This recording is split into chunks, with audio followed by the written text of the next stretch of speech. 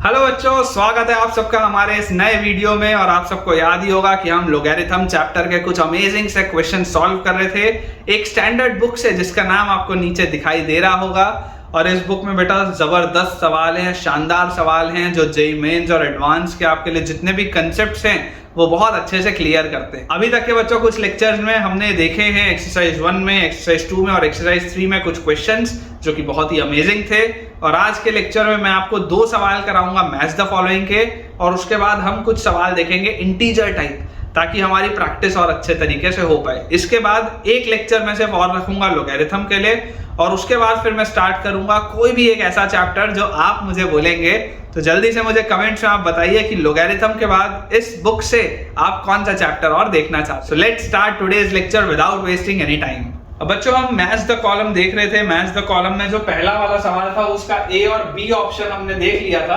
अब मैं आपके लिए जो थर्ड इसका ऑप्शन है वो बताता हूँ। सी ऑप्शन में हमारे पास लिखा है कि एक नंबर है n, एक नंबर n है जिसको लिखा हुआ है log 250 base 5 divided by log 250 base 5 divided by log 5 base 50 divided by log 5 base 50 minus log 10 base 5 minus log 10 base 5 divided by log 5 base 1250। ये हमारे पास एक सवाल है, लिखा हुआ है कि जब आप इसे पूरा सॉल्व करेंगे तो एक नेचुरल नंबर बनेगा। वो नेचुरल नंबर कौन सा होगा हमें ये बताना है। ठीक है, बहुत आसान सा क्वेश्चन है। देखिए अगर आप इसे सॉल्व करना स्टार्ट करेंगे तो आपको एक बात दिखाई देती है कि इसको आप लिख सकते हैं log 250 बेस 5। सबसे पहली बात तो ये। अब इसके बाद बच्चों हमें पता है कि जब भी हम रेसिप्रोकल करते हैं तो रेसिप्रोकल करने पर ये जो चीज है ये ऊपर आ जाती है। तो ये जैसे आप चीज ऊपर करेंगे तो बेस और नंबर आपस में इंटरचेंज हो जाएंगे। तो यहाँ पर आप लिख सकते हैं log 50 बेस 5। इतने में तो कोई डाउट नहीं। उसके आगे लिखा हुआ है माइनस, ये हमारे पास लिखा हुआ है log 10 बेस 5। और log 10 बेस 5 के बाद यहाँ पर अगर आप ध्यान से देखेंगे, इसको भी जब आप ऊपर लेके जाएंगे तो ये हमारे पास बन जाएगा log 1250 बेस 5। ठीक है, ये हमारे पास चीज लिखी है। अब जैसे ही ये वाली चीज हमारे पास दी हुई है, अब इसको मैं थोड़ा सा सिंप्लीफाई करना स्टार्ट करता हूं। तो यार इसको मुझे जो बात समझ में आ रही है, इसमें देखिए मैं इसको कैसे लिख सकता हूं। ये जो 250 दिया है, 250 को सोचो अगर मैं 125 इंटू 2 करूं, 250 को अगर मैं 125 इंटू 2 करूं तो इसको मैं क्या लिख सकता हूं, इसको मैं लिख सकता हूं log 125 बेस 5, ये 3 होता है, और log 2 बेस 5। ठीक है, मैं थोड़ा सा बच्चों फास्ट कर रहा हूं क्योंकि मुझे उम्मीद है कि अभी तक के सारे लेक्चर्स आपको बढ़िया से समझ में आए ही हैं। तो ये छोटे छोटे से कंसेप्ट्स आपको समझ में आ जाएंगे। ये प्रॉपर्टी है, जैसे ही आप प्रोडक्ट को स्प्लिट करेंगे तो ऐड हो जाएगा लॉगरिथम। तो यहाँ पे आ जाएगा log 125 base 5 which is 3 and log 2 base 5 as it is। ठीक है, अब ये जो 50 लिखा है, इस 50 को भी जरा सोच के देखिए, क्या मैं 25 into 2 लिख सकता हूँ? तो log 25 बेस 5 हमारे पास आ जाएगा 2 प्लस log 2 बेस 5 आ जाएगा। इसमें भी कोई दिक्कत नहीं। उसके बाद यहाँ पर बच्चों आप ध्यान से देखिए, इस 10 को आप क्या लिख सकते हैं, 10 को आप लिख सकते हैं 5 into 2। तो log 5 बेस 5 होता है 1 और प्लस log 2 बेस 5 आ गया। एंड फाइनली यहाँ पर हमारे पास लिखा हुआ है log 1250 base 5।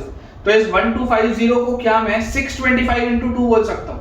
1250 can be written as 625 into 2। तो log 625 बेस 5 होता है 4 और प्लस log 2 बेस 5। ठीक है, ये हमारे पास चीज आ जाती है। इसको सिंप्लीफाई करने पे जैसे ही आप इसे मल्टीप्लाई करेंगे, ओपन अप करेंगे, तो देखिए आपके पास क्या आएगा, 2 into 3 ये हमारे पास हो गया 6, फिर 2 log 2 बेस 5 और 3 log 2 बेस 5। जैसे आप इसको मल्टीप्लाई करोगे तो 2 log 2 बेस 5 और 3 log 2 बेस 5 ये हमारे पास हो जाएगा 5 log 2 बेस 5। और फिर log 2 बेस 5 और log 2 बेस 5 ये हमारे पास बन जाएगा log स्क्वायर 2 बेस 5। ठीक है, ये हमारे पास आ गया।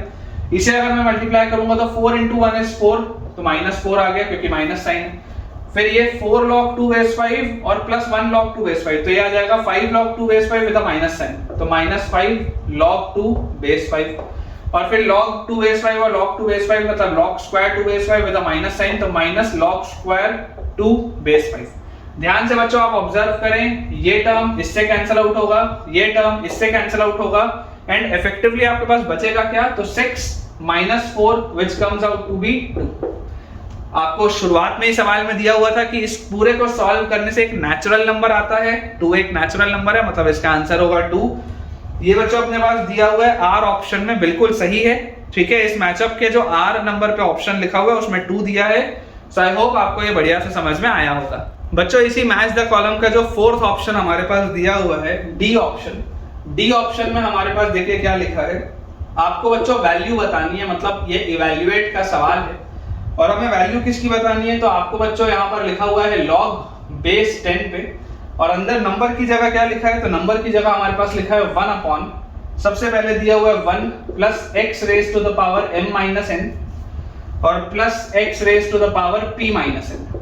सबसे पहले हमारे पास ये लिखा है, उसके आगे लिखा हुआ है प्लस 1 अपॉन, हमारे पास दिया है 1 plus x raise to the power n minus p और प्लस हमारे पास लिखा हुआ है x raise to the power m minus p। ये बात भी बिल्कुल सही। एंड लास्ट में हमारे पास लिखा हुआ है plus 1 upon 1 plus x raise to the power p minus m plus x raise to the power n minus m।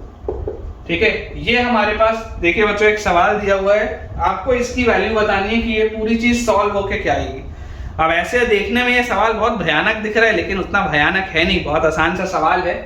मैं आपको बोलता हूँ कि आप अगर थोड़ा ध्यान से ऑब्जर्व करें, इसी सवाल में मैं थोड़ा सा छेड़खानी करता हूँ। तो ये जो x की पावर माइनस n है इसको आप नीचे लिख सकते हैं x की पावर n, यहाँ पर भी ये जो x की पावर माइनस n है इसको आप इसके नीचे लिख सकते हैं x to the power n। यहाँ पर ये जो पावर माइनस p है इसके नीचे x raise to the power p, यहाँ पर भी ये जो माइनस p है इसके नीचे x raise to the power p, यहाँ पर ये जो माइनस m है इसके नीचे x raise to the power m, यहाँ पर भी जो हमारे पास माइनस m है इसके नीचे आ जाएगा x raise to the power m। ये चीज हमारे पास आती है। अब अगर मान लीजिए मैं LCM लूं तो LCM लेने पर क्या आएगा, देखिए log बेस 10 पर बच्चों ध्यान से देखिए, यहाँ पर x to the power n आएगा, नीचे LCM वो घूम के ऊपर आएगा, तो ये हमारे पास आ जाएगा x to the power n divided by x to the power n plus x to the power n plus x to the power p plus यहाँ पर LCM आएगा x to the power p जो घूम के ऊपर जाएगा, तो x raise to the power p divided by x raise to the power p plus x raise to the power n plus x raise to the power n plus यहाँ पर देखिए आपके पास LCM आएगा x to the power m, तो x to the power m divided by x to the power m plus x to the power p plus x to the power n। ये हमारे पास आ गया। अब मजे की बात ये है कि ये तीनों में सेम है, तो अगर ये तीनों में सेम है तो इसको आप डायरेक्टली क्या लिख सकते हैं, log बेस 10 पर न्यूमरेटर सारे ऐड हो जाएंगे, x raise to the power n plus x raise to the power p plus x raise to the power m divided by denominator में भी तो वही लिखा है x raise to the power n plus x raise to the power m plus x raise to the power p। देख लीजिए ऊपर नीचे दोनों जगह सेम है, मतलब ये अंदर वाली चीज कट जाएगी, यहाँ पर 1 बचेगा। और log 1 बेस 10 क्या होता है, log 1 बेस 10 तो 0 होता है, तो खट से आंसर आ गया अपना। ठीक है, इसका आंसर होगा बच्चों 0, जो कि हमारे पास दिया हुआ अगेन पी ऑप्शन में। तो आई होप जो पहला वाला मैच द कॉलम था आपको बढ़िया तरीके से समझ में आया होगा। अब बच्चों एक्सरसाइज 4 करने के बाद बारी आ जाती है एक्सरसाइज 5 की, जो कि एक इंटीजर टाइप क्वेश्चंस की एक्सरसाइज है। तो इसका हम सबसे पहले देखते हैं पहला सवाल। ठीक है, फर्स्ट क्वेश्चन हमारे पास क्या दिया हुआ है कि find the sum of all the integral solutions. आपको क्या बताना है, आपको बताना है sum of all the integral solutions, जितने भी टोटल इसमें इंटीग्रल सॉल्यूशंस होंगे उन सब का हमें बताना है सम। ठीक है, sum of all the integral solutions, और इक्वेशन हमारे पास लिखा हुआ है 3 raise to the power mod x is equal to हमारे पास दिया हुआ है 3 divided by under root of 3 raise to the power mod of x minus 2, और इस पूरे का बच्चों हमारे पास दिया हुआ है स्क्वायर। ठीक है, ये अपने पास क्वेश्चन लिखा है। अब अगर बच्चों ये हमारे पास सवाल लिखा हुआ है तो सबसे पहले हम इसे थोड़ा सा सिंप्लीफाई करते हैं। तो ये हमारे पास दिया है 3 raise to the power mod x LHS में, और RHS में देखिए क्या लिखा है। इसको अगर मैं ओपन अप करूं तो मुझे दिखाई देता है ये लिखा है 3 का स्क्वायर डिवाइडेड बाय, नीचे मेरे पास क्या लिखा हुआ है, देखिए नीचे ये लिखा हुआ है √3 raise to the power mod of x minus 2, और इस पूरे का स्क्वायर होगा। ठीक है, ये चीज अपने पास आएगी। अब बच्चे कई बार इसको ओपन करने में गलती कर देते हैं, तो आप इस बात को समझिए बच्चों कि जब हमारे पास a raise to the power m हो और उसके पावर में n हो, तो इसका मतलब a raise to the power mn होता है। ठीक है, जब a raise to the power m हो और उस पूरे के पावर में n हो, तो इसका मतलब a raise to the power mn होता है। ये बात हमें पता होनी चाहिए। ठीक है ना, इसमें हमको कोई भी मिस्टेक नहीं करना है। तो यहां से मुझे दिखाई देता है कि इसको मैं लिख सकता हूं 3 raise to the power mod x is equal to 3 का स्क्वायर डिवाइडेड बाय, इसको आप लिख सकते हैं √3 raise to the power 2 into mod of x minus 2। ठीक है, ये दोनों आपस में मल्टीप्लाई हो जाएंगे तो ये चीज हमारे पास आ जाएगी।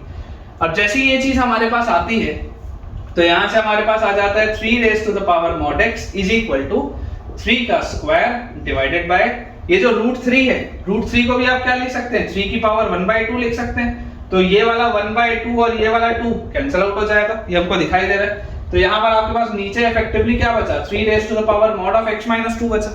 मतलब कि फाइनली अब मैं इसको लिख सकता हूँ 3 raise to the power mod x is equal to 3 raise to the power 2 minus mod of x minus 2। ये हमारे पास चीज लिखी है। जैसे आप कंपेयर करेंगे तो आपके पास आ जाएगा mod x is equal to 2 minus mod of x minus 2। ये इक्वेशन है। बेसिकली इसको सॉल्व करके आप इस इक्वेशन पे पहुंच चुके हैं। अब जैसे ही आप इस इक्वेशन में पहुंचे तो हमें पता है मॉड्यूलस को कैसे सॉल्व किया जाता है। आप इस प्लेलिस्ट को रेफर करिए, इन वीडियोस को रेफर करिए, इससे आपको अच्छे से और पता चलेगा। जैसे ही आपको इसको सॉल्व करना है तो आप सबसे पहले नंबर लाइन में क्रिटिकल पॉइंट्स प्लॉट करेंगे, जिन क्रिटिकल पॉइंट्स पे ये मॉड्यूलस ओपन होंगे। इन क्रिटिकल पॉइंट्स को प्लॉट करने के बाद मैं सबसे पहले लूंगा 2 से बड़ा वाला रीजन। तो अगर x की वैल्यू 2 से मान लीजिए बड़ी है, तो जब x की वैल्यू 2 से बड़ी होगी तो ये वाला भी मॉड पॉजिटिव खुलेगा, ये तो 2 वैसे का वैसा ही है, और ये वाला भी मॉड पॉजिटिव खुलेगा, तो ये x माइनस 2 वैसे का वैसे ही। तो यहाँ से हमारे पास देखिए क्या आ जाता है, जैसे हम इसको सॉल्व करेंगे तो यहाँ से हमारे पास आ जाता है x is equal to 2 minus x plus 2। मतलब यहाँ से आ गया 2x इज इक्वल टू 4 और x की वैल्यू हमारे पास आ जाती है 2। मतलब जब x ग्रेटर देन 2 होता है तो आपको x इक्वल टू 2 आ रहा है। ठीक है, एक बार अपन बाउंड्री पॉइंट्स पे तो अलग से चेक करते ही हैं। तो जैसे आप x इक्वल टू 2 यहाँ पर रख के देखेंगे तो x इक्वल टू 2 रखने पर देखो ये सेटिस्फाई हो रहा है कि यहाँ 2 आ रहा है, ये 0 हो रहा है, ये भी 2 आ रहा है, तो सही है। बाउंड्री पॉइंट आ रहा है तो बाउंड्री पॉइंट को आप ले सकते हैं, ये अपने को रूल पता ही है, प्लेलिस्ट में आपने क्लियर देखा ही है। अब इसके बाद अगर मैं x को लेता हूँ 0 से 2 के बीच में, अगर हम x को रखते हैं 0 से 2 के बीच में, तो x को 0 से 2 के बीच में रखने पर आपको क्या पता चलता है कि ये वाला मॉड तो पॉजिटिव खुलेगा, लेकिन ये वाला मॉड जो है ये नेगेटिव खुलेगा, क्योंकि आप 2 से छोटा ले रहे हैं। तो हमारे पास आ जाएगा 2 माइनस, क्योंकि ये वाला मॉड अब नेगेटिव खुलेगा तो ये प्लस x माइनस 2, ये हमारे पास आ गया। तो यहाँ से बच्चों देखिए आपके पास क्या आ गया, x is equal to x आ रहा है लिखा हुआ, ये 2 और -2 तो कैंसिल आउट हो जाएगा, x इक्वल टू x। अब अगर x इक्वल टू x आ रहा है, इसका मतलब क्या है, इसका मतलब है कि ये स्टेटमेंट हमेशा ट्रू है, this is always true, this is always true. तो अगर ये चीज हमारे पास आ रही है कि दिस इज ऑलवेज ट्रू, इसका मतलब क्या होता है, इसका मतलब होता है कि ये पूरा का पूरा जो वैल्यू सेट होगा ये आपका आंसर होगा, है ना, this is the complete answer. जैसे ये वाले में सिर्फ आपके पास x इक्वल टू 2 आ रहा था, इसमें x इक्वल टू 0 से 2 के बीच में कोई भी वैल्यू आप रखेंगे तो आंसर मिलेगा। अब अगर मैं फाइनली x को लेस देन 0 बोलूं, तो x को जैसे हम 0 से छोटा लेंगे तो ये मॉड भी नेगेटिव खुलेगा, ये भी नेगेटिव खुलेगा, तो ये वाला मॉड खुलेगा -x, और यहाँ पर आपके पास आ जाएगा 2 माइनस, और ये वाला भी अगर मॉड नेगेटिव खुलेगा तो अगेन ये प्लस x माइनस 2, ये हमारे पास आ गया। तो यार यहाँ से देखो मेरे पास क्या आ जा रहा है, -x इज इक्वल टू ये 2 - 2 तो कट जाएगा प्लस x, मतलब कि यहाँ से आ गया 2x is equal to 0 and this implies x equal to 0। Again boundary point आ रहा है, आप x लेस देन 0 बोल रहे थे, आपको x इक्वल टू 0 मिला है। जैसे आप x इक्वल टू 0 यहाँ पर रखेंगे, देखिए ये 0 हो जाएगा, ये 0 हो जाएगा, मॉड ऑफ -2 होता है +2, तो 2 - 2 अगेन सेटिस्फाई हो रहा है, मतलब x इक्वल टू 0 भी आंसर है।